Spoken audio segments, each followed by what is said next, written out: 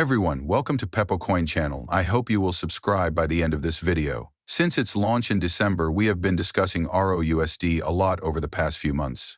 Since then, we have seen a general increase in RLUSD due to partnerships, actions taken by Ripple to support RLUSD, and the expansion of their payment markets. From my perspective, this has undoubtedly been a major area of concentration. Many people are now unaware of the advantages that RLUSD offers, such as XRP, for instance.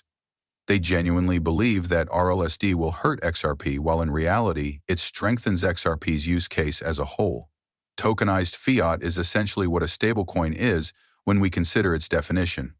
The notion that XRP is a bridge currency will be supported by a number of stablecoins that will be available, but when it comes to RLUSD specifically, the main thing I'm looking at is whether it becomes the most stable coin in the market and hundreds of billions of dollars move over it. If it does, for instance, settle out on the XRP ledger, that indicates a lot of volume on the XRP ledger.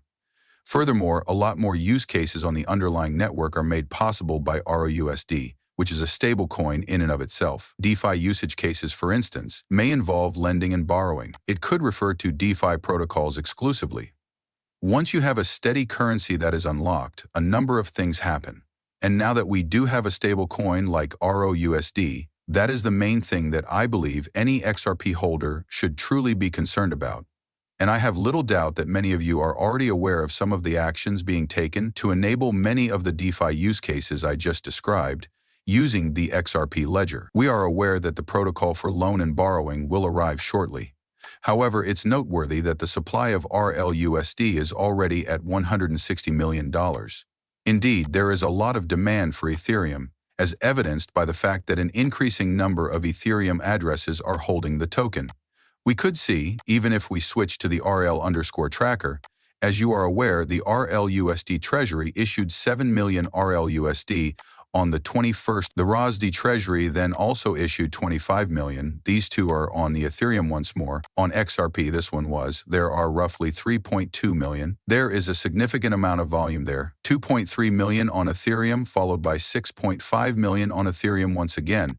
Then, we did see a little amount of RLUSD, coined at RLUSD Treasury at the beginning of the month, about 276,000. Apart from that, Ethereum has undoubtedly seen the majority of the volume. Currently, however, if we consider this, there was a total of 156 million.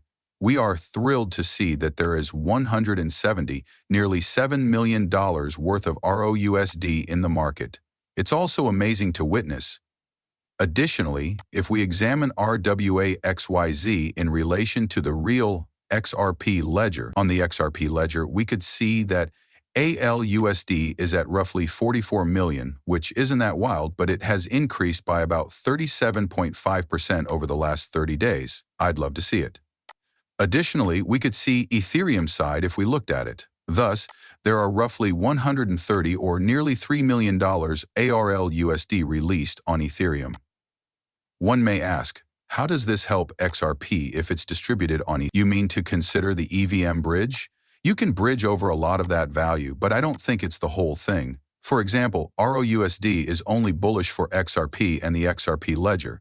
No, I believe Ethereum will also benefit greatly from that. I mean, we don't have to sit here and say, well, which is better, XRP or Ethereum? We are aware that the XRP ledger is better for use cases and transactions. We are aware of that. Because it is issued on both Ethereum and the XRPLN and the EVM side bridge, what is good for Ripple USD or RLUSD is also very beneficial for the XRP ledger itself. However, despite this negative aspect, we still see Ethereum being widely adopted by some of the largest institutions in the world. It's better to say sidechain rather than side bridge, in my opinion, since you will begin to see assets like RLUSD that are on Ethereum being able to be bridged over to the XRP ledger. I believe that everyone should view that as also being highly advantageous for the XRP ledger. However, RLUSD on Ethereum is currently not very helpful for XRP. However, RLUSD is right down here if we look at the top stablecoin tokens by market capitalization. 176 million, not too horrible. The RLUSD would rise sharply into the top 5 if we could reach the first $1 billion. Actually, it's among the top 6. In theory, it would also surpass PayPal, given the USD value of PayPal is currently over 844 million.